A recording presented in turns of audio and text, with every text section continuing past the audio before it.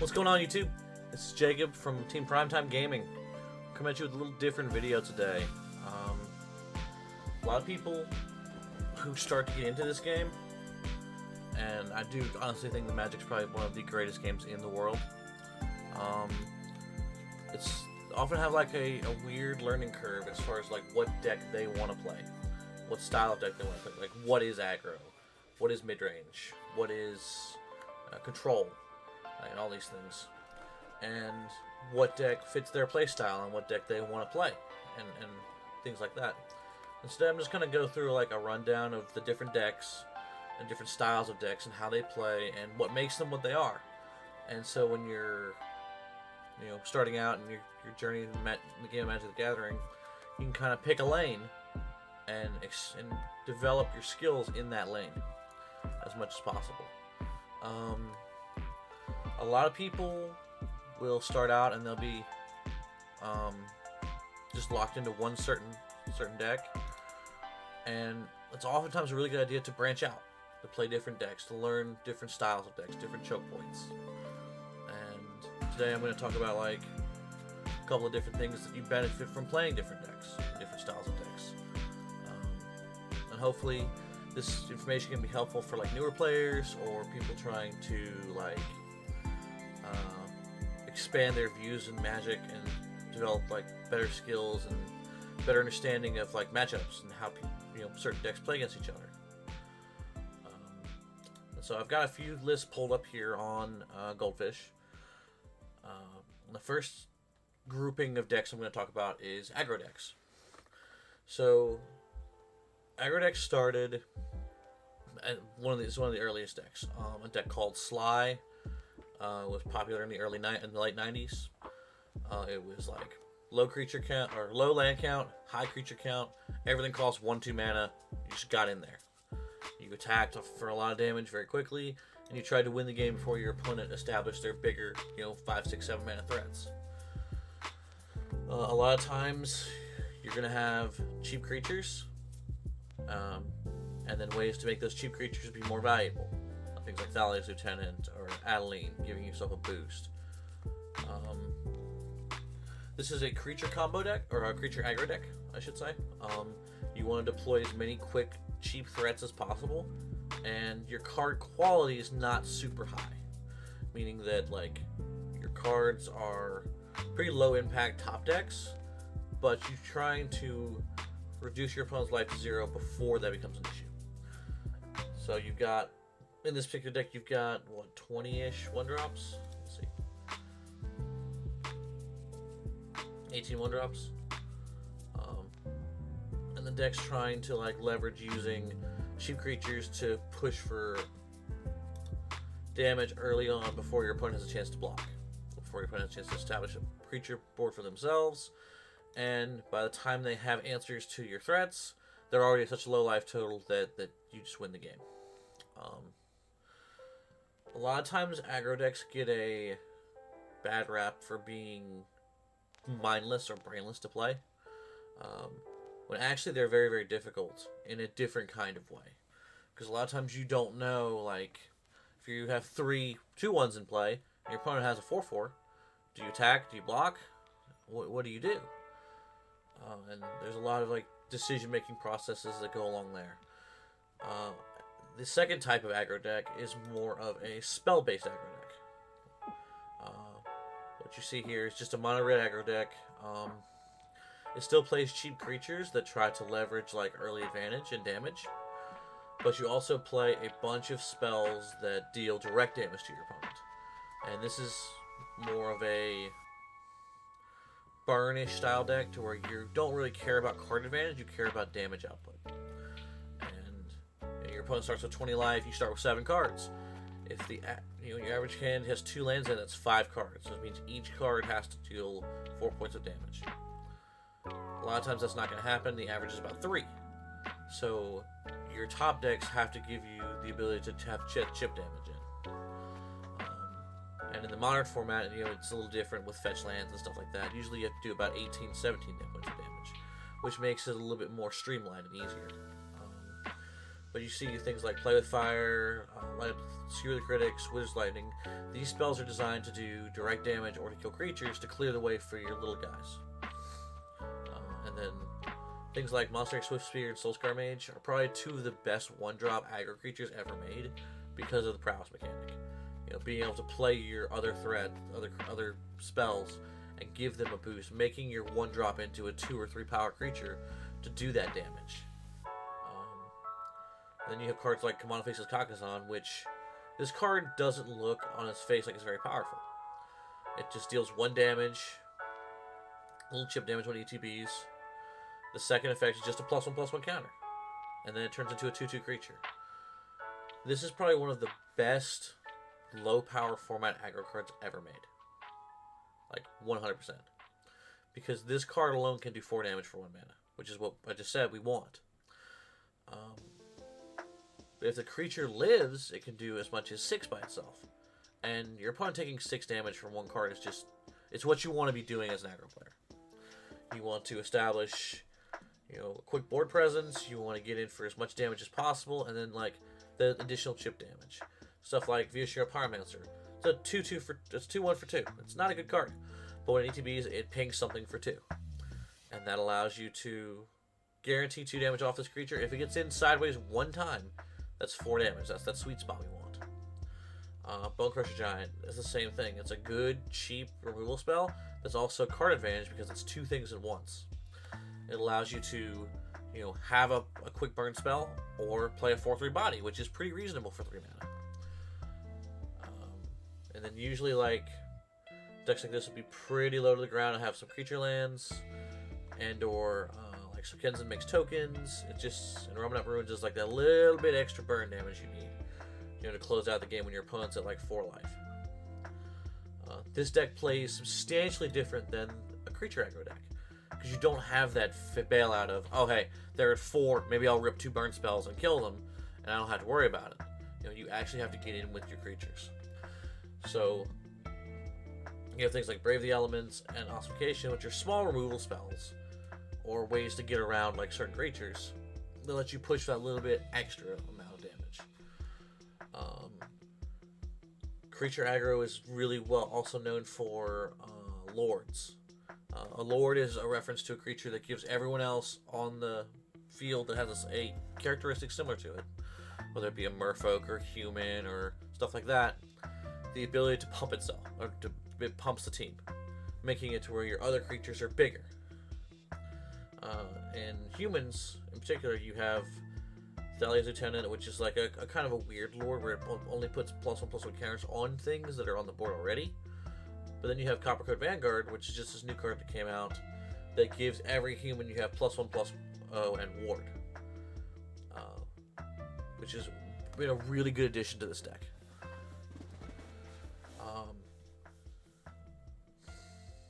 In addition, with your creature aggro decks, you want your cards to be cheap and aggressive, but also have other lines of text that are useful. No. So things like Giant Killer is a removal spell. Hopeful Initiate can pop a thing. It doesn't come up a lot, but like it has a chance to grow. Kythian can turn into a Planeswalker. Ruben Officer has the ability to search for more cards and dig through your deck. And then you have like Thalia's and Hate Bear style cards like Brutal Cathars that are like, they give you that little bit of extra time. And that's really what you're playing with a creature aggro deck, is you're playing for time. You're trying to get as much damage in as possible, as early as possible. And then your later turns are trying to extend out the amount of time you have to chip in and get, you know, the potential last 2-3 points of damage from your creatures. And the biggest, most important thing about playing aggro, in my opinion, is the ability to attack or block.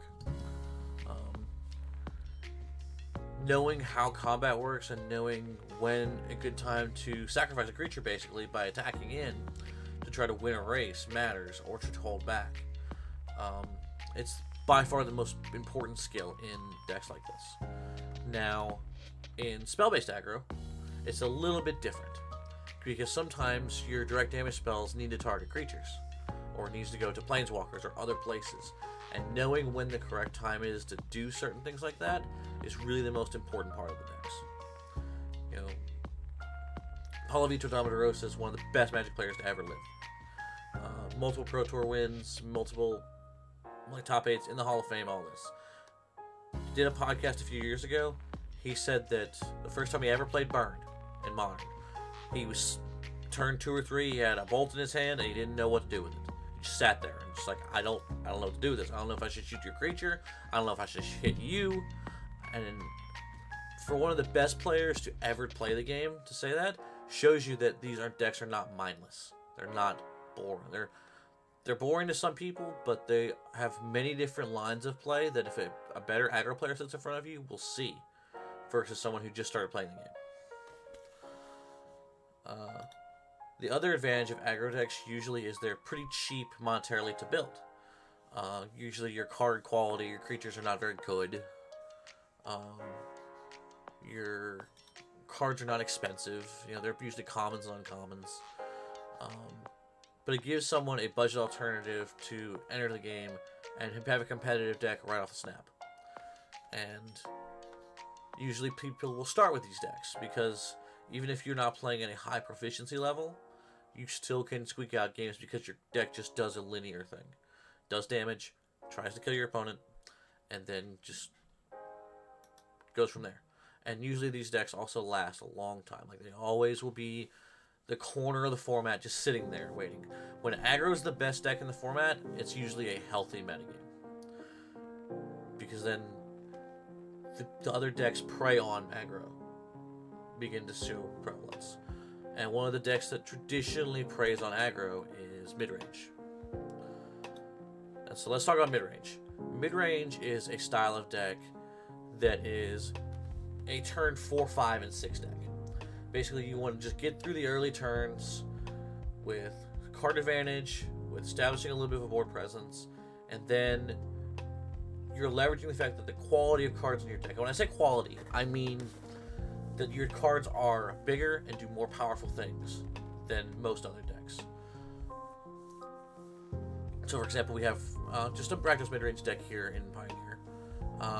You have cheap threats like Bloodtithe Harvester and Misery Shadow, which are just normal bodies, but Bloodtithe leaves a token behind. They can be used to cycle to get you out of like drawing extra lands.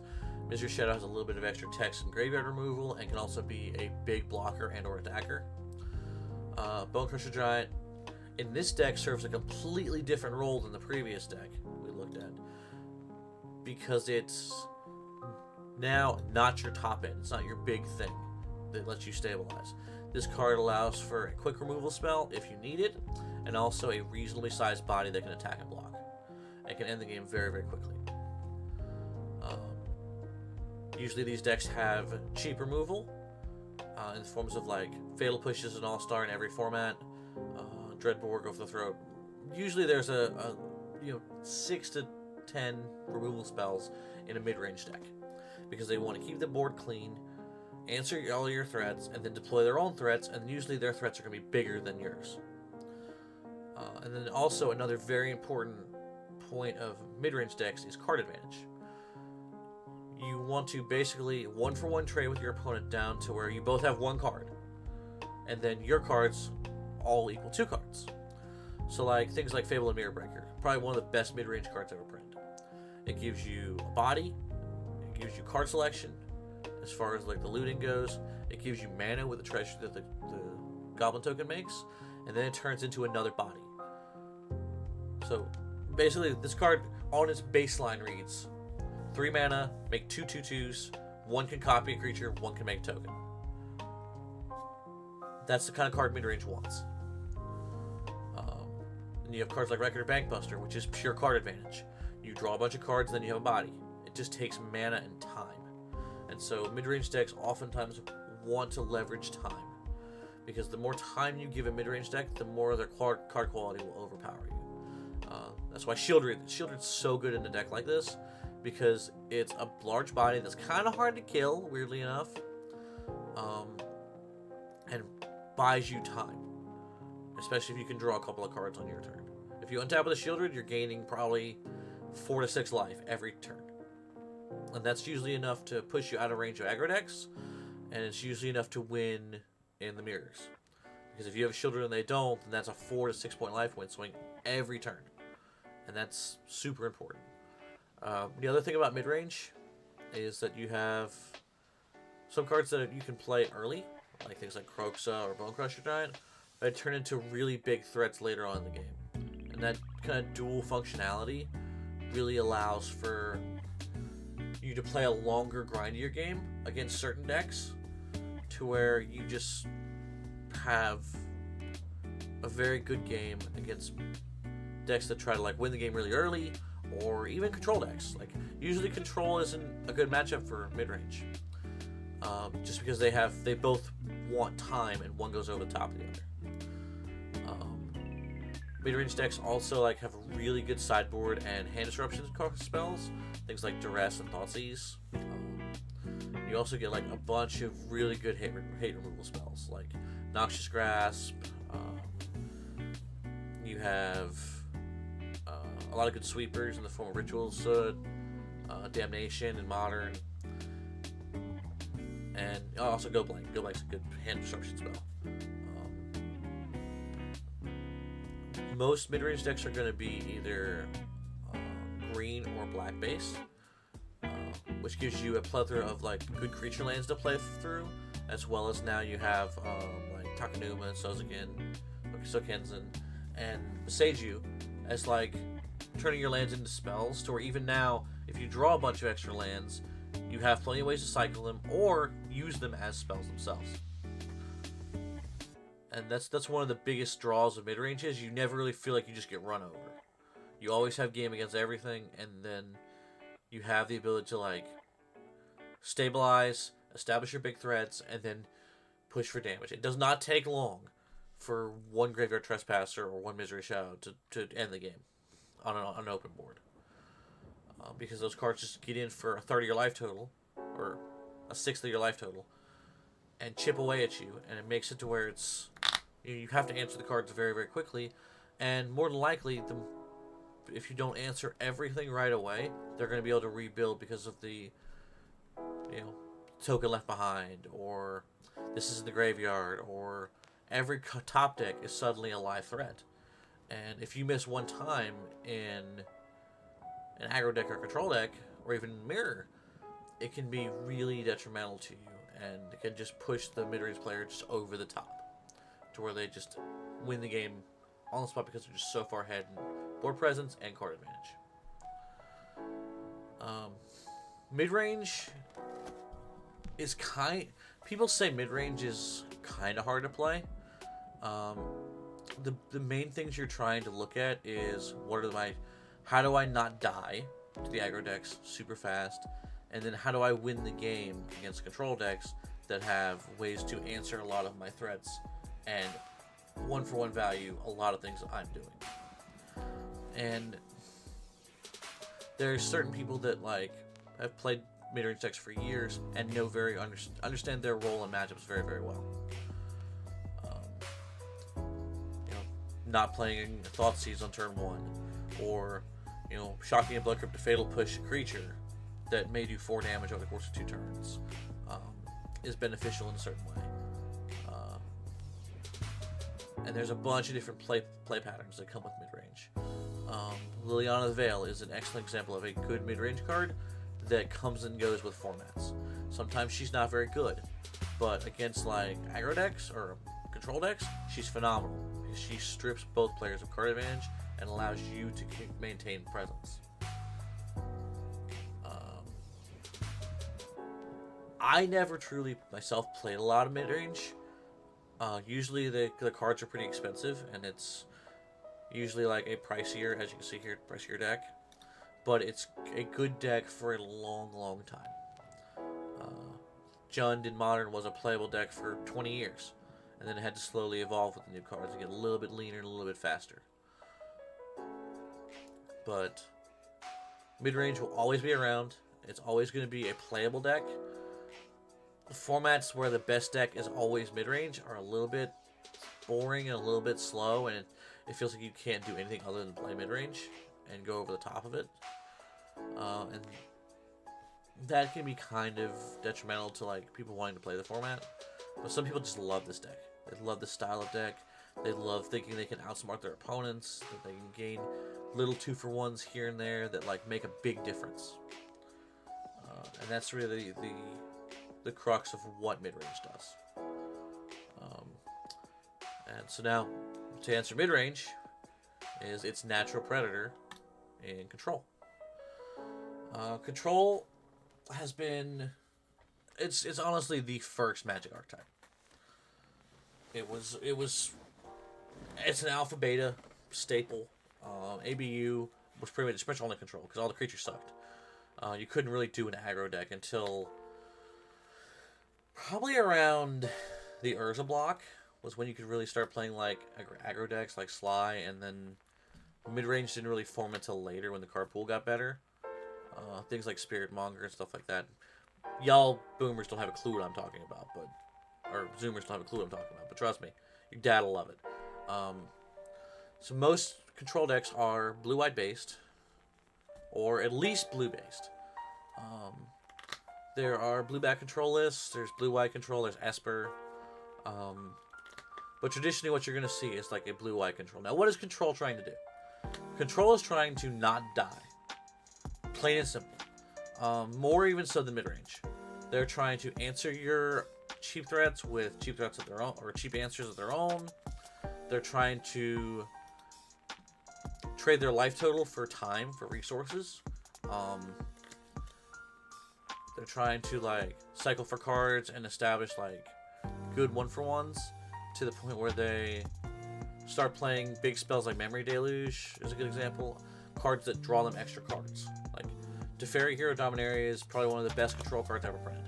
This card's seen Legacy play. Card seen, I think it's been played in Vintage, honestly. It's just that good. It's the perfect microcosm of what control is. You want to draw cards, you want to keep your lands up, you want to answer threats.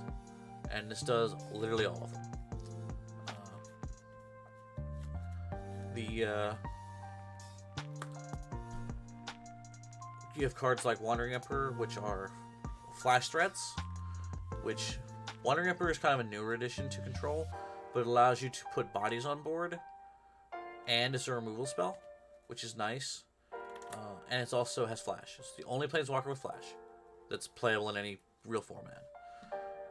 So it lets you keep up your counter spells and play like on their turn. Most control decks will play on your turn for the first 5-6 turns of the game, and then they turn into what is known as tap out control, where they want to slam their big threats and they want to establish like my cards are better than yours because all yours are dead because I killed them all, and now you have to answer very hard to kill things. Things like Temporary Lockdown and Farewell are like big sweeping sweepers. They try to eliminate all the threats at once, establish 2 and 3-for-1s, and then allow you to buy more time to play your bigger threats. Shark Typhoon is a card that was printed a couple years ago. It's a great example of what control wants to do. It gives you a body, it gives you card draw, and when you actually just cast a card, it gives you an army of tokens that just let you overpower your opponent, win the game, just from playing the game. As far as counterspells go, the counterspells of the format really dictate how good the deck is in the format.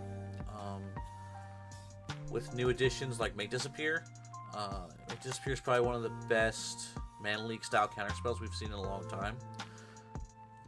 Just simply because it's got casualty, like being able to like sack a token that you make off a Wandering Emperor or sack a Sark, and basically make it to where it's 2 mana counter unless they pay 4.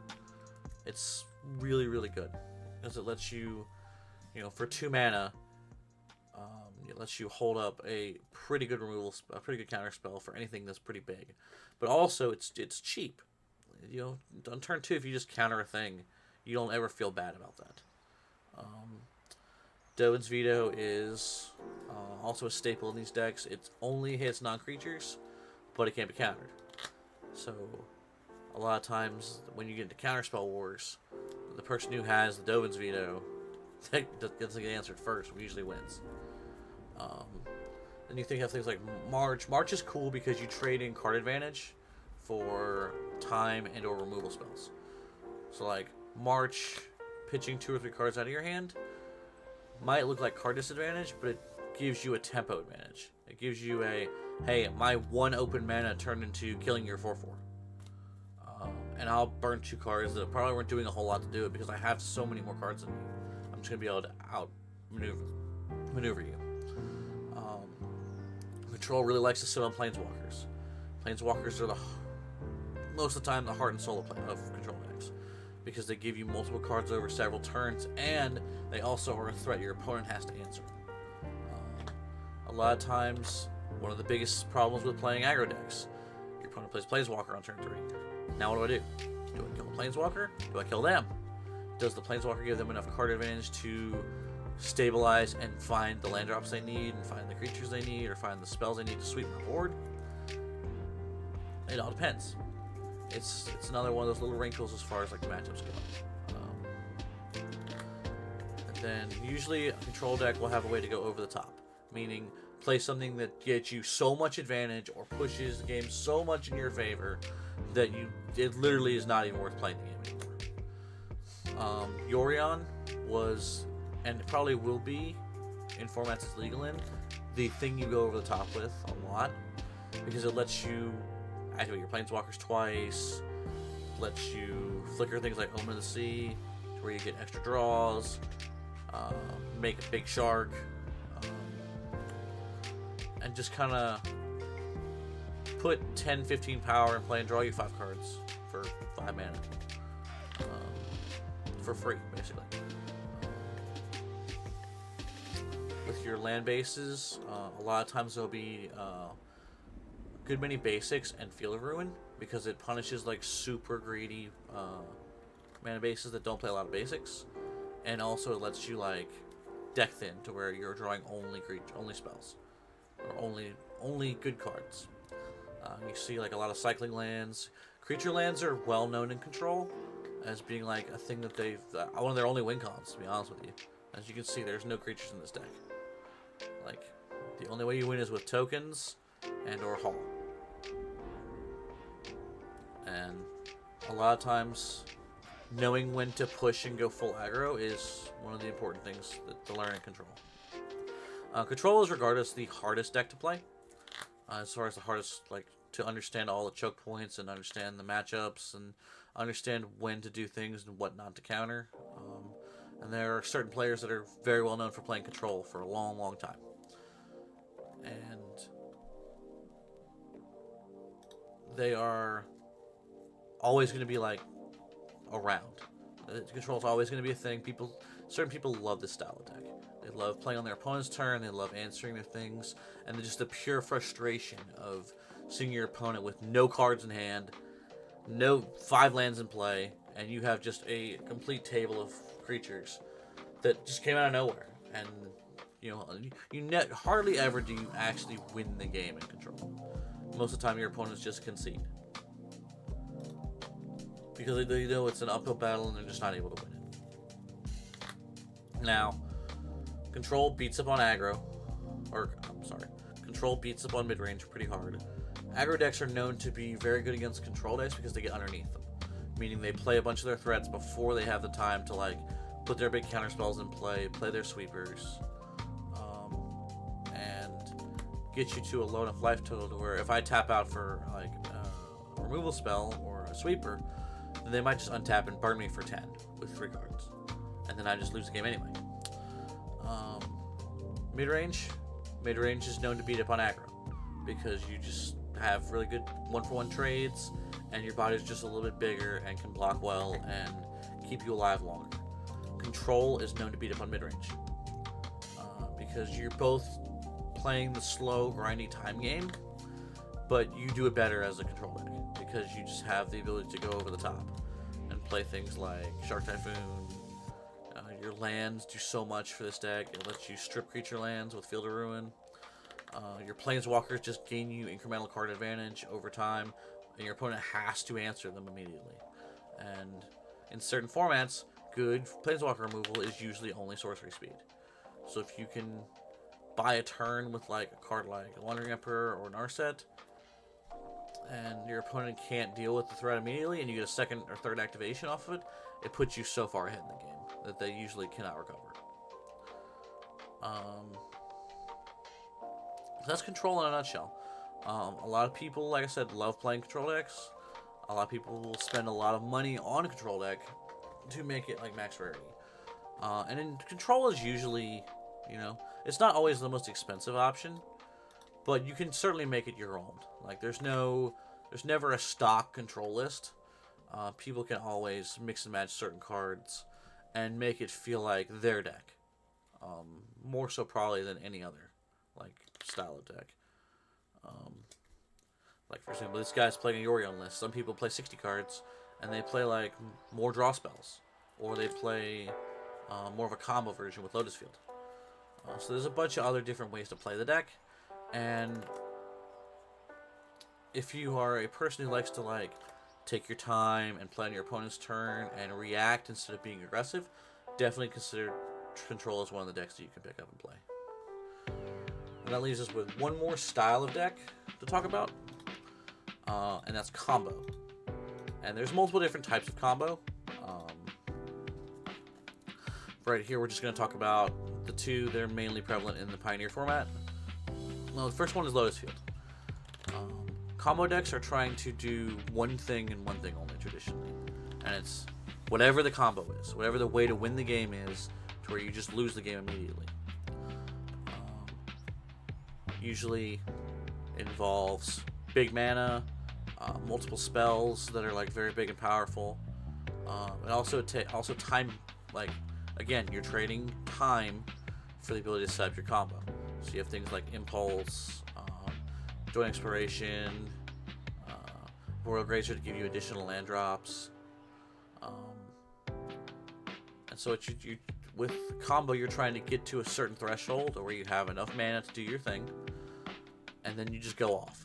You play a bunch of spells in one turn. You usually have one big turn of, hey, this is the turn I'm trying to do my powerful thing. In the last 5 turns, we're setting up the combo itself. A lot of times, if you get stopped, you usually don't have a backup plan. But if you're a player who likes to think through lines and play kind of high risk, high reward Magic, to where, yeah, if I get stopped, I probably lose the game, but if I don't get stopped, I immediately win the game, and they can't do a whole lot about it. Then certain types of Control decks would be definitely right for you. Lotus Field is a interesting combo deck because it revolves around playing Lotus Field, which is a hexproof land that taps for 3 mana. And then finding ways to untap it multiple times for cheap, gaining a mana advantage instead of a card advantage, which is very important because it lets you play very large spells ahead of curve and allows you to push for a win con very, very quickly. I mean, this is a turn. Lotus Field's usually a turn 4 to 5 combo deck, so you don't do anything for the first 4 turns of the game except for like scry, fix your mana, develop your hand, sculpt your hand with things like Impulse and Sylvan Scrying to search for the lands you need, and then you go off. You play your ultimatums, your Pour the Pages, your Dark Petitions, your big payoff spells. You're trying to put Omniscience in play. You're trying to cast your deck basically, and you're trying to say, hey, I'm gonna kill you this turn. You're going to be at 0 life this turn. Do you have a way to stop me? And even if they do, like sometimes you can just, certain combo decks have enough linear things built into them that you can play through interruptions. Like you can have a certain, like even playing through a counter spell in this deck's not even that hard because you have so much extra mana, and you can kind of pick and choose your point to where it's like, okay, this might not be a good place for me to go off. Or I'm going off and then they stop me here. How can I work around it to where I have another bullet in the chamber next turn to be able to set up? And good combo players just have a great feel for that. If any of you played Storm and Modern, like it's really hard to play it right now because there's so many free spells. But Storm and Modern's that same kind of thing to where it's like do I go off now? Do I wait? Do I try to kind of go half off and establish like a little bit of a board presence and do a little bit of damage, or like clean everything up? Or do I full shove, try to win the game? And there's players that are super good at that and only play as combo decks, because it's fun to play combo deck when it goes off, because you feel like you're manipulating game pieces and having a really good time. Also, it feels miserable when everything is blown up and you have nothing to do. And you're playing against a guy with 4 counterspells in hand. It's like, fudge. The other type of combo that appears is more of a, not so much win the game combo, but establishing a board state that's really hard to beat through. And so here we have Greasefang. Greasefang's been a popular deck in the Pioneer format for about a year and a half now. And it revolves around getting one of the big ships in graveyard, and then playing Greasefang and bringing it back. This deck plays a lot of like totally do nothing cards like Collective Brutality, Grizzly Salvage, Withering Command, to try to mill yourself, to mill into one of the big ships, and then play a Greasefang, and then the Greasefang will bring back the Perhelion. The Perhelion gets crewed by the Greasefang. You attack for 13. You have 2 4/4 bodies left over, and you win the next turn. That being said, this is more of a graveyard combo deck. Most decks play graveyard removal or graveyard hate. Just looking at the control list, we play things like Rest in Peace or Farewell. Even the Humans list was playing Rest in Peace and Destroy Evil to be able to kill the Greasefang. So decks like this really rely on like making sure the coast is clear. You see, we're playing the Thoughtseize and Duress and Collective Brutality to like pick apart our opponent's hand to take away the answers. We understand they are going to have an answer, but if we just jam after picking apart their hand a little bit, it makes it to where it's much safer and it's much easier to be aggressive with a deck like this.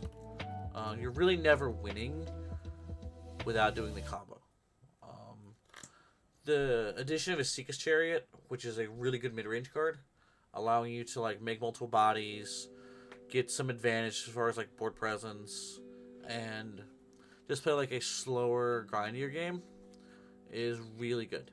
It's really good. It's a humongous addition to decks like this, because then they don't always have to win with the combo. It's nice to win with the combo. And this deck's a lot of fun to play. Like when the gears are turning and you turn 13 them, you're like, wow, how do I ever lose with this deck?